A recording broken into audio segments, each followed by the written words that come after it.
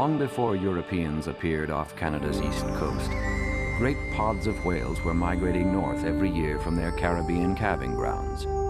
Right whales to feed in the Bay of Fundy, and humpbacks to the Gulf of Maine and the Grand Banks of Newfoundland. To 15th century Basque whalers, the right whale was the right whale to hunt.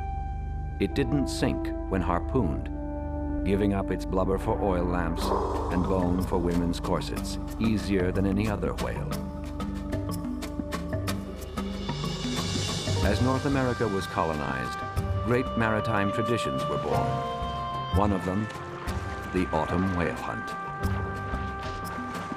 Supply and demand seemed limitless, and whalers complied, killing thousands every year for over 500 years.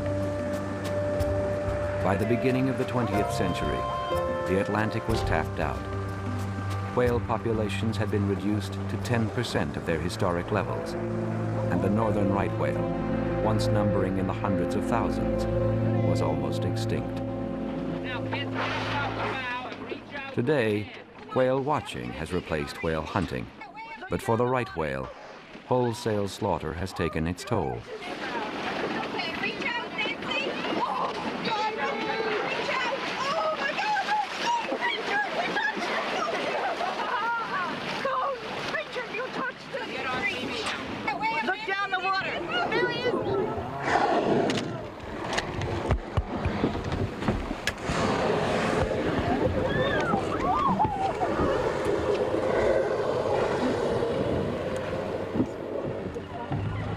With about 300 known animals remaining, the right is the world's most endangered whale, and the numbers continue to decline.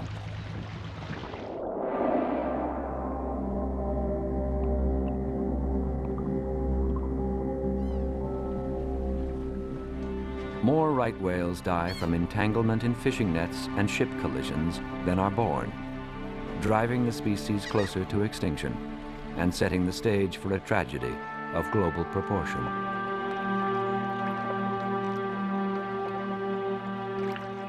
But for the last 20 years, a new breed of maritimer has surfaced, dedicated to solving the dilemma of an ancient animal's survival in a modern world.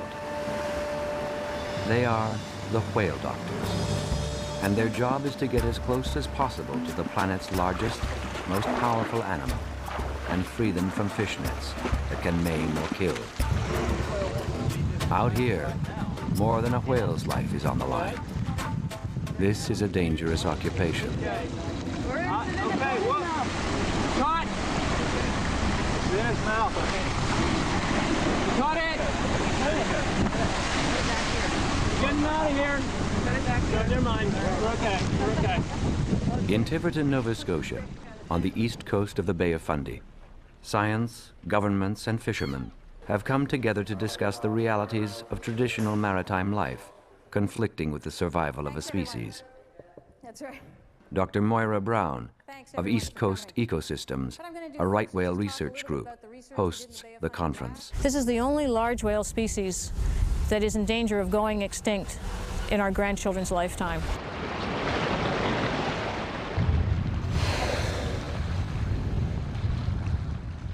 There is increasing levels of awareness amongst the shipping industry and the fishing industry that these animals are not extinct. They're still alive, they're out there, and they're struggling. Fishermen have come to this conference because they are the front line. It's their nets and their livelihood whales become entangled in. Freeing a whale from a fisherman's net would be impossible without their cooperation. Dr. Charles Stormy Mayo of the Center for Coastal Studies is also on the front line, disentangling whales for over 15 years. The problem we all will have when we see entangled animals, since they are pretty precious creatures if they're right whales, is trying to figure out if it's towing gear, whether it's really superficial or whether it is not. I think I'd rather be talking about untangling whales than doing it. Dr. John Lean of Newfoundland is the first person to ever disentangle a whale. And since then, he's saved more whales than anyone else in the world. I was working at the university, and fishermen begin to call the university and say, I've got a trapped whale. And they'd say, well, why call us? And they said, well, I called fisheries, I've called wildlife, I've called the Coast Guard, and nobody will help me. And at that time in Newfoundland, fishermen said it's the worst problem we really have with the fixed gear cod traps and gillnet fishery. The meeting adjourns to a more appropriate setting, crossing the Bay of Fundy to Grand Manan Island in New Brunswick for on-the-water training. Hey, whales at 2 and 3 o'clock. Suddenly, the training turns real. Entangled in fishing gear from a lobster trap, a 2-year-old female right whale surfaces in front of them. You're not going to believe what we got here. Entangled right whale. The world's best disentanglers are in the right place at the right time and quickly prepare to hook on to the fishing line. But the whale dives. When it surfaces, they're ready to try another strategy. Grapple onto the line to secure a marker buoy. Yes, yes, yes. Both of you get it. Okay, to starboard now, to starboard. Starboard. Starboard. Okay, I got it here. Neutral.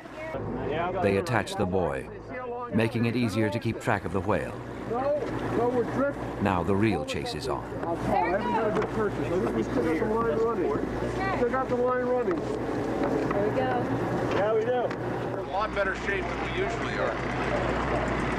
I think what we're going to try to do is to cut the right side to start out with. Using a Zodiac inflatable, the best platform from which to disentangle a whale, Stormy Mayo plans to get as close as possible and cut away the fishing gear with a knife attached to a long pole. When the whale surfaces again, the team will move in. Yes, yes, yes, yes! Come on. He's on him, he's on him, he's got him. Mayo succeeds in cutting the line and hauls in the gear. This disentanglement was a complete success. For the best disentanglers in the world, it's been a good day. But as John Lean knows, this was an easy one. Boy, that was impressive.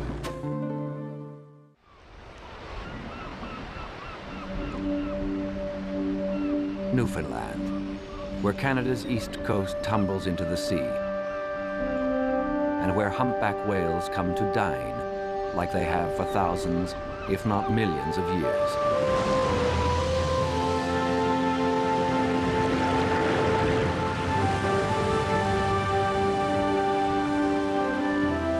Humpbacks feed in packs, herding fish into compact schools, forcing them to the surface and then devouring them in one gulp.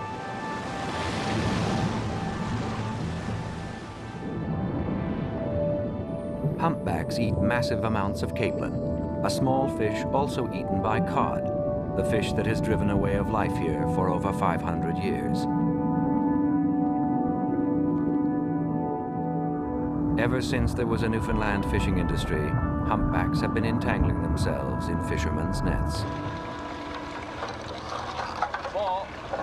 In the past, it wasn't a problem. Kill the whale, but lose the net.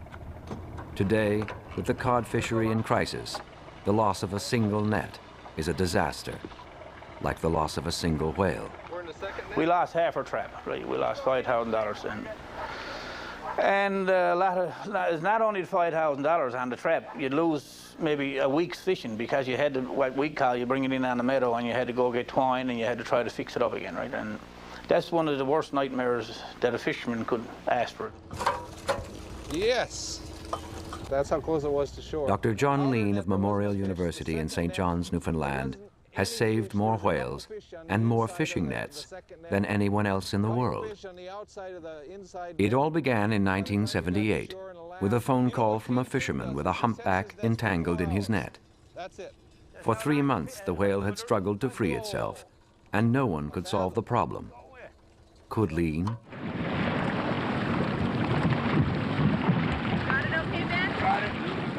John Lean was no whale expert, In fact, he was a biologist studying seabirds. But neither was anyone else. Armed with a sawed-off hockey stick with a hook on one end, some garden clippers, a snorkel, and not much else, he decided to give it a try. I hadn't done anything with whales except sit beside one for a month.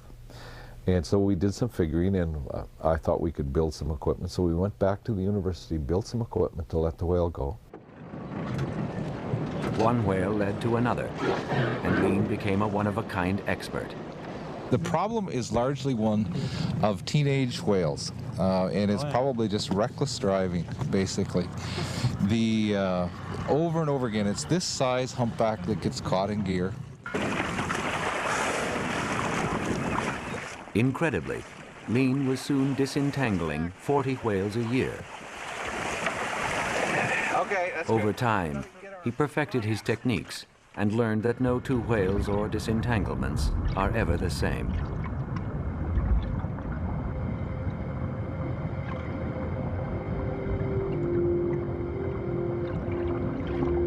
This humpback is trapped in a gill net, anchored to the seabed and unable to move. If it's not freed, it will die. Every time I go to an entrapment, still, I'm afraid. I'm not afraid of the whale, and I'm not afraid of the fisherman, but you're just afraid you're going to fail. There's a lot on the line, and there's no recipe, there's no set way. You really are figuring it out each time.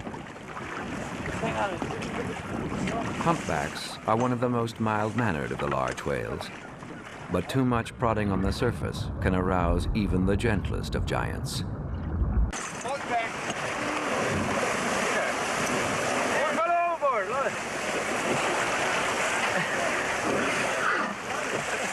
The whale swims away free as Dr. John Lean dries himself off.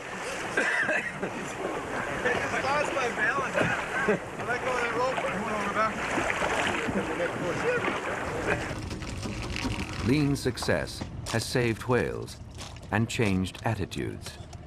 And he said, you know, boys, we're here to help you, right? And a lot of the fishermen, and even I was really, you know, like reluctant to even let him aboard the boat.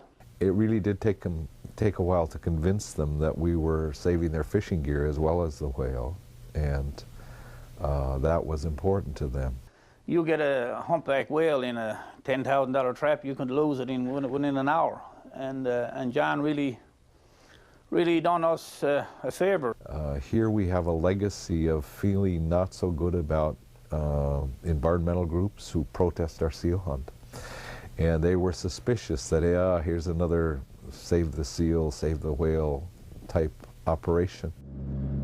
Lean's efforts to save whales and nets created a new relationship between nature and culture in Newfoundland. He's added to that relationship by pioneering technology to help prevent entanglements, like the acoustic pinger, which warns the whale that a fishing net is nearby. There's a beep goes out every 3 seconds, right? And this one worked really good. All you do is you snap this onto your, about 3 fathom under water on your skirt lines, and you let them down, and you have 5 on your trap, and you'd have 5 more on your leader. So you'd have around 10 on a cod trap. And they work really good. You'd be surprised to see them working. When you see the whales coming, and when you pick up the beeper, they just turn from your trap. After more than 20 years and hundreds of successful rescues, John Lean is known as the godfather of whale disentanglements. But perhaps his greatest success is turning a one-man, part-time job into a full-time rescue operation run by the Canadian Coast Guard, which means Lean's legacy will continue. The best ones are always the ones where at the end the whale swims away just bare naked. It doesn't have anything on it. And you know that that animal has a very good chance, as good a chance as before he was caught. And then where you go to the house and have tea and you talk about it.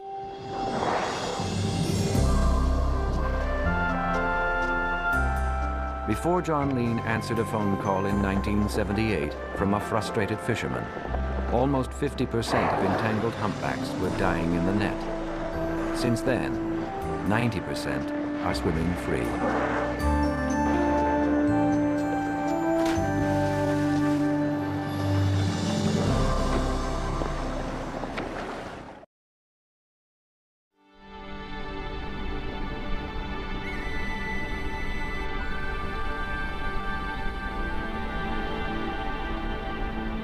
The highest tides in the world scour the rocky shores of the Bay of Fundy, shared by the provinces of Nova Scotia and New Brunswick and the state of Maine.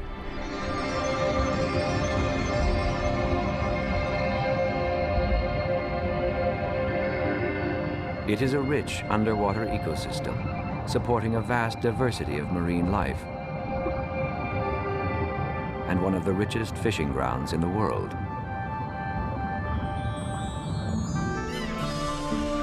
Like Newfoundland's maritime culture, fishing has been a way of life here for centuries. And like the humpback, the northern right whale has been drawn to these waters for millennia. As many as 200, 2/3 of the world's most endangered whale population, spend the summer feeding in Fundy's plankton-rich waters. This is the greatest concentration of northern rights found anywhere on Earth. Yet no one knows where most of them come from. In fact, there's little we do know about these whales. Studying whales is a real challenge. Spending 99% of their lives underwater, there's no precise way to learn how they age, mate, or migrate. Even weighing them is a problem. With so many right whales in such a small area, another curious species has been attracted to the Bay of Fundy: the scientist. For over 15 years, Dr. Moira Brown has been studying right whales in the bay. Her work focuses on genetics. We simply fire the arrow from the crossbow, and it hits the whale and bounces right off.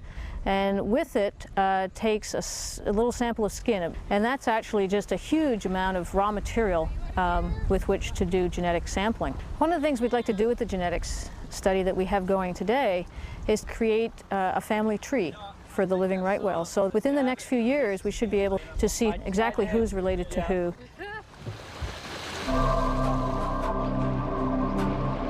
One thing that is known for certain is that right whales feed and breed at the surface, putting them on a collision course with heavy commercial fishing and shipping activity in the bay.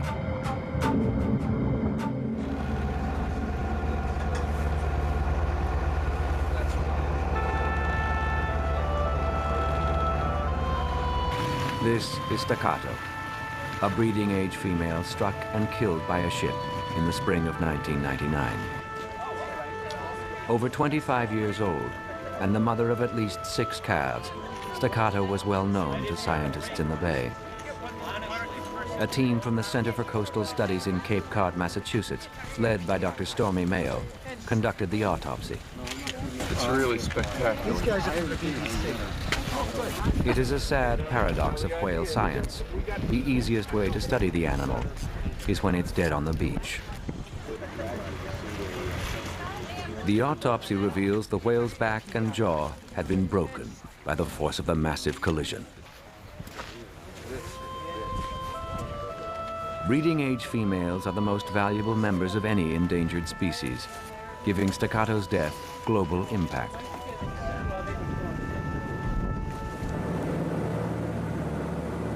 It's late summer, and Deborah Tobin of East Coast Ecosystems in Nova Scotia surveys the bay for right whales, monitoring their movements and searching for entangled animals.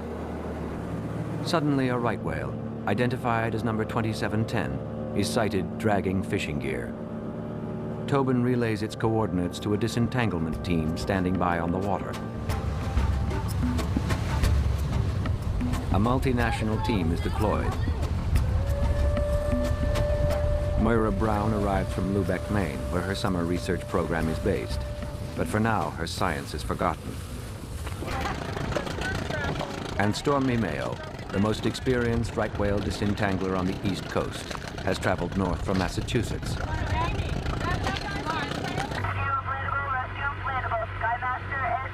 With help from above, The team quickly locates 2710. Then Stormy Mayo, here in the white helmet, gets to work. 2710 is a 2-year-old female, entangled in a single fishing line, running through her mouth, across the blowholes, and around the right flipper. The first order of business is to slow the whale down by kegging it. In the old days, the way the whalers used to do it was to attach wooden kegs to a whale to slow it down after they harpooned it. And we're sort of using the same technique. The difference is we want the whale alive at the end of the day, whereas the whalers had a different objective. So instead of kegs, we're using these orange inflatable buoys. So that sort of maximizes our time to work with the whale. 2710 has become agitated and extremely evasive. She keeps diving and thrashing her tail at the surface, a warning to the disentanglers to keep their distance.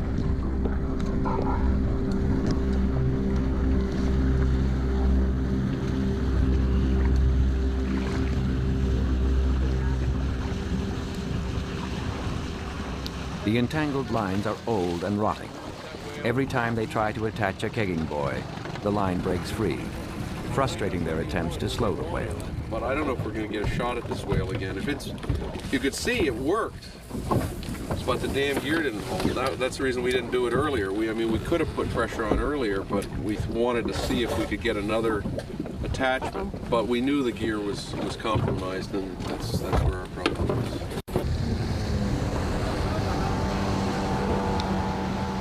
But the rotting gear becomes a benefit. Clear. 2710's own thrashing tears free 25 feet of line, creating a partial success. For the moment, the whale is out of danger. Meanwhile, the Skymaster spots another entangled right whale, number 1158, an adult female, dragging a metal pole and buoy. Who popped up behind us while we were blowing up the inflatable? 58. With 2710 out of danger, they pivot to investigate 1158. They got the buoy out behind them. Stormy tossed the grapple. And let's see what they got. This entanglement is not considered to be life-threatening. Suddenly, Skymaster spots another entangled whale, number 2030, another female. A quick assessment reveals that an entangled line has cut into her back, causing serious injury.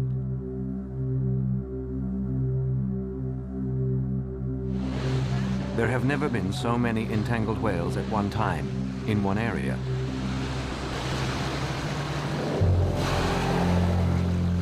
Multiple lines of fishing net have dug deeply into 2030, causing a massive gash on her back. It appears she's been towing this gear around for months, and the injury is life-threatening. A life and death struggle in the bay has begun. With light failing, a satellite buoy is attached to 2030 to track her overnight.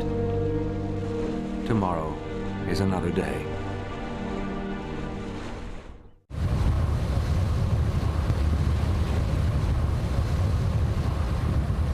Song of the Whale, a vessel supplied by the International Federation of Animal Welfare, has been tracking 2030 overnight. Stormy Mayo and his team in the Zodiac keg the whale quickly.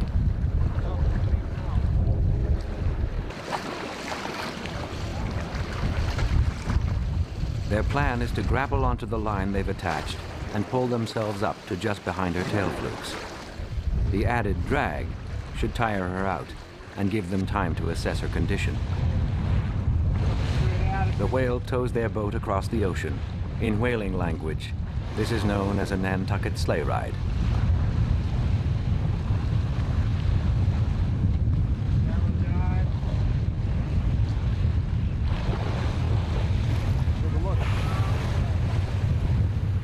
Right whales have amazing flexibility, capable of touching their noses with their tails. Anytime the disentanglement team gets in front of those 2-ton flukes, their lives are in danger. But the risk is worth it, if 2030 can be saved. I think all of us were just shocked at how bad her condition was and how sad she looked, and I couldn't stop thinking about that. She's been laboring for a very long time with a very bad situation, and one has to imagine in terrible pain. The cut is probably a maximum of 8 inches to 10 inches deep and perhaps 14 feet long. It's the worst I've ever seen. No matter how injured the animal is, she remains incredibly strong and incredibly dangerous. A whale is a highly evolved, deeply sensitive animal. Each whale has its own personality and behaves differently when entangled. 2030 feels her pain, but she doesn't know the whale doctors are trying to help her.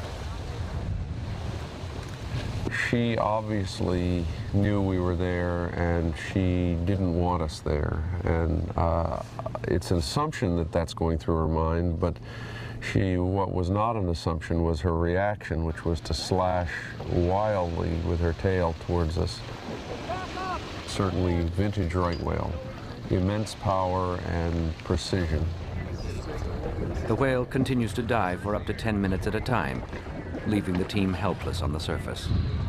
Kegging 2030 and the Nantucket sleigh ride have not slowed the whale down, and the team cannot get close enough to cut away the damaging line. They take a break to talk strategy. A new technique is required.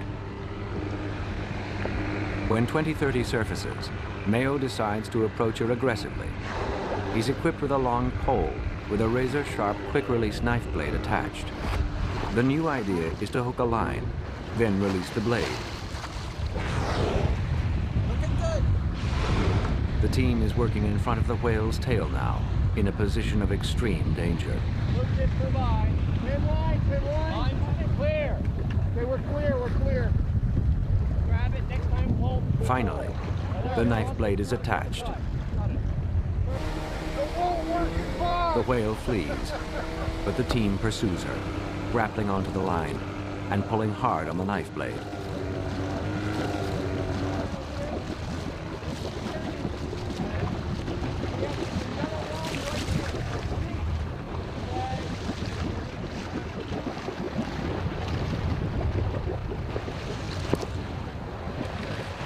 Mayo pulls and pulls.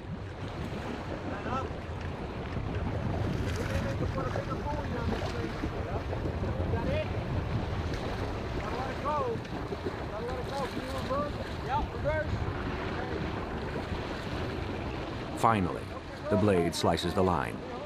2030 is partially disentangled.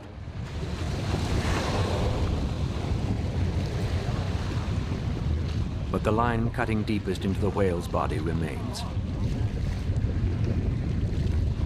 It's taken all day to achieve a partial success.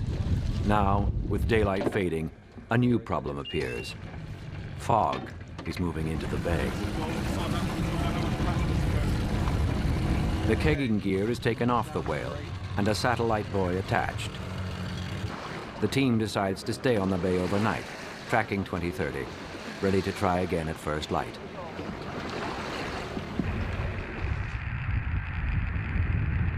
"100 kilometers south in Bar Harbor, Maine, disentanglement director Bob Bowman tracks the whale's movements. 2030 appears to be leaving the bay for open ocean, heading south at 8 knots, fleeing those who would save her.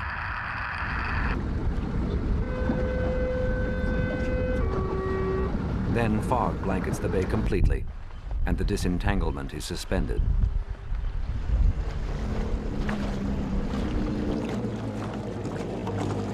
In Bar Harbor, the sun is still shining, and for Bowman, it's back to the drawing board. New tools need to be designed to cut the lines on 2030's back. We've developed a variety of tools just out of necessity. You can't very often find off-the-shelf equipment that works very well for doing whale disentanglement. This particular one was just made especially for right whale 2030. And the way it would work is that it would hook into, you would use it to hook into a line. For instance, we'll just hook into this line on the boat here and hope we don't cut it. And then the pole will pull off. And you now have a knife attached. The other end of this rope could be attached to a large buoy or to a boat. It's going to cut very quickly. It will also lock in place. It won't even slide. Meanwhile, up the coast in Lubeck, fog continues to be a problem. And there's a new one. A fisherman has reported sighting a dead whale. Immediately, a boat is sent out to investigate, but no one dares ask the question. Is it 2030? No. Half-tide rock could be mixed in. You hadn't seen a dead whale floating around in here, have you? No, haven't heard anyone mention about it. Thanks a lot. Thanks.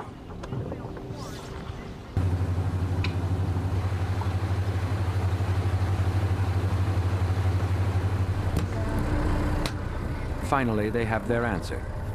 A dead 3-ton basking shark that's been trapped in a net.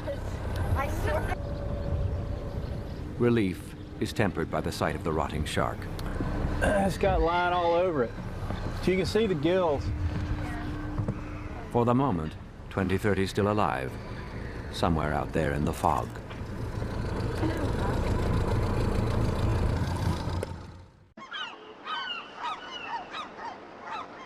Five days later, the fog has broken, and so has some good news. 2030 has returned to the Bay of Fundy. In Lubeck, Maine, home base for scientists studying whales in the bay, Moira Brown calls Stormy Mayo with the news. So she's pretty much right in the area that we were working with her last week. So she's come back up from the south. So she's a lot more accessible. What you call the groove.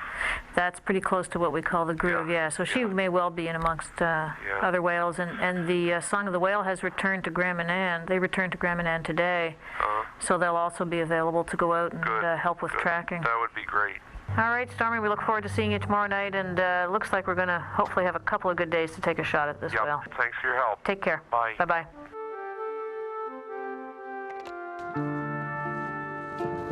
The next morning, Stormy Mayo, Ed Lyman, and a new team member, Dave Matilla, return from Cape Cod. You know, I'm getting less and less excited about going up with a pole anywhere where you end up falling back near the tail, because the tail is, I don't like the tail. I don't like the tail. The team is ready to try again. Skymaster gets into position to spot 2030.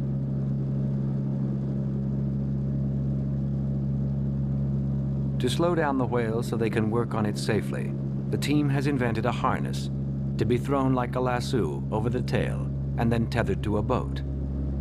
It's risky business. No one has ever attempted to harness a large whale before.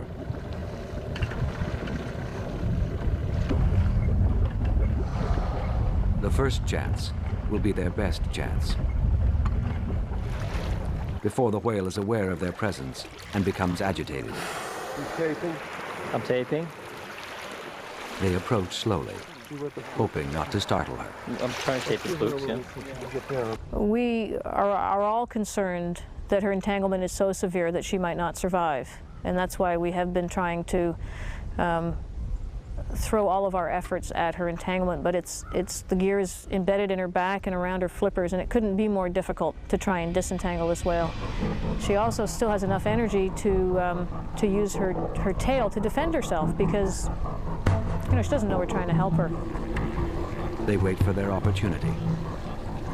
Everything is in position. 2030 surfaces in front of them. The tail fluke comes up, and they drop the harness.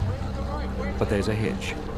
One of the 3 lines doesn't release, creating a dangerous situation. Pull, pull, pull!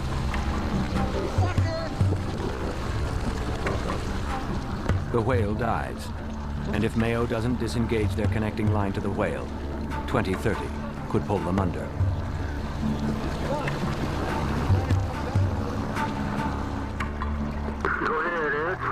The team waits for the whale to resurface and moves in to try again.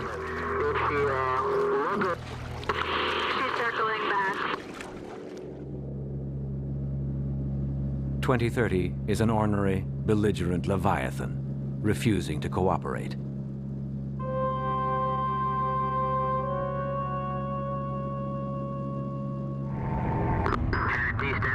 Again, failure.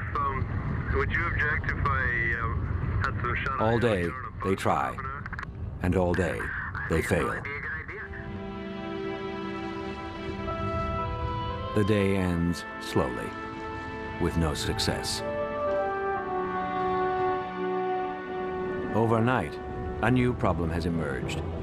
Hurricane Floyd, lashing Florida's coast, has turned and is moving northward with the Bay of Fundy directly in its path.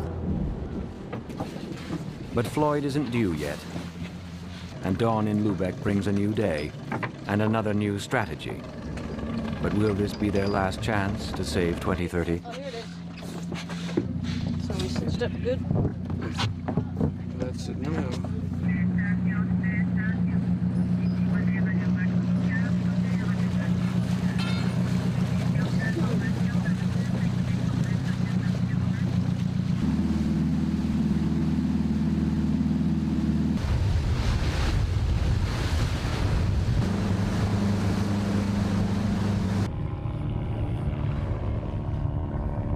Once again, they locate 2030 quickly, circling in the bay.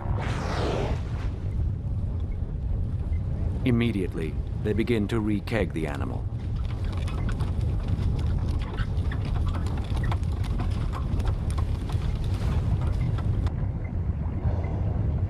Taking a Nantucket sleigh ride, they move in to check her condition.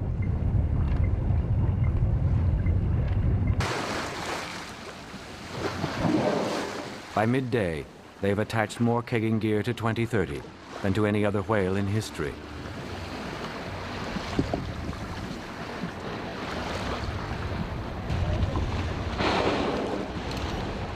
Will they finally succeed in slowing her down?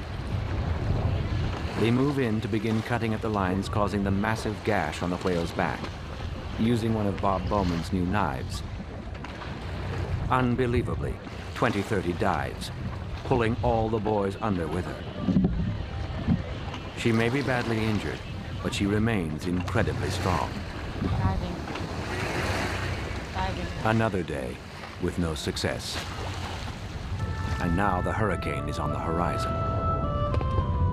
We've been on top of that whale on and off for 5 days, and we're awfully close, but she's awfully badly entangled, and so we leave her with an uncertain future.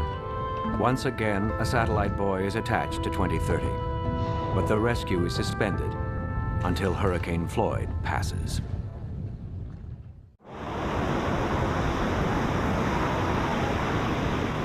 Hurricane Floyd, now downgraded to a tropical storm, still packs a punch, forcing boat traffic off the Bay of Fundy and halting any efforts to disentangle right whale 2030.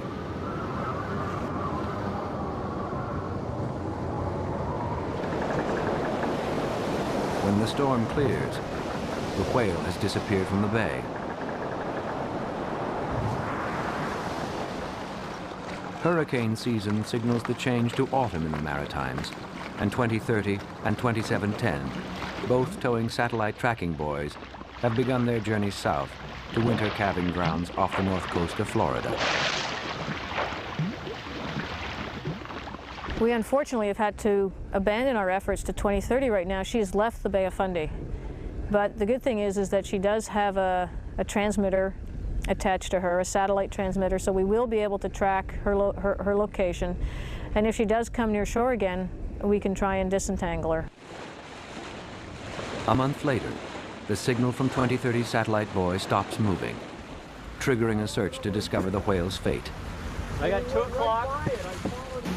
Has the marker broken free, or worse? 10 kilometers off the New Jersey coast, the buoy is located, but no 2030. The snap broke off of it. That was one of the choices for losing it.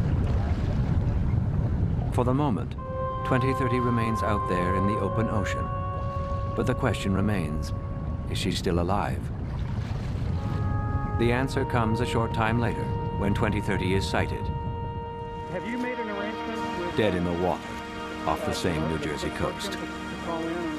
Dense webs of fish netting are found wrapped around her flippers, and a nylon line stretches across her back, almost sawing her in half. The entanglement is worse, much worse, than anyone expected. One of the planet's greatest ancient creatures, ravaged by a fish line. The summer began with a population of 60 breeding-age females. Now, only 57 remain. For the most endangered whale species on the planet, a catastrophic loss. Like landmines in a forgotten war zone, an unknown number of so-called ghost nets float, abandoned in the North Atlantic. Lost in storms, marker buoys cut by boat traffic, the nylon mesh continues to snare fish as it drifts silently across the ocean. Today, over 60% of right whales bear the white scars of net entanglements. There seems to be no escape.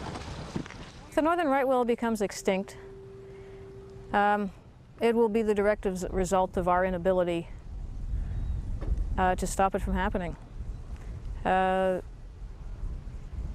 think it would be, if you've spent any time at all out watching these animals in their natural environment, it's a wildlife spectacle, and as a country, I think Canada should value right whales and the fact that they spend a good 6 months of their lives in our waters as a national heritage.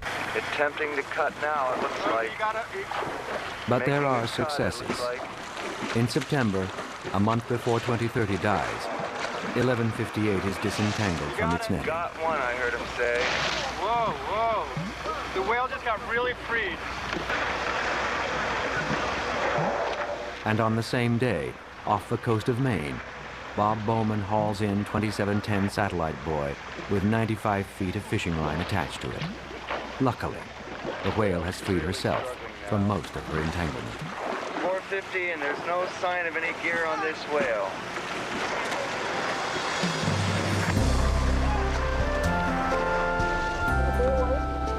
But John Lean and the others know that disentangling whales is only a band-aid treatment to a global problem.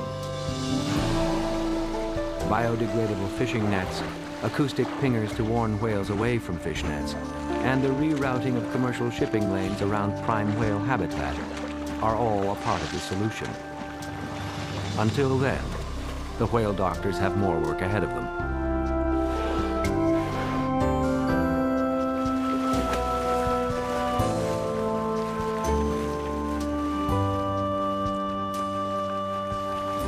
Whales generally have come to sort of symbolize everything that's right or wrong with the ocean. And in the past, we've abused them horribly by killing way too many and by killing them badly. And I think now people feel if there's hope for oceans, the whale is the symbol of that hope. If we can save whales, we can save oceans. The giants of the deep have owned the oceans for millennia, living symbols of the untamed and mysterious.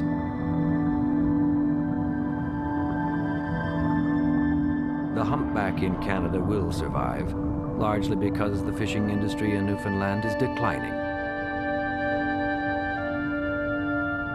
But the right whale cannot escape its tragic past, and at least for now, its tragic destiny.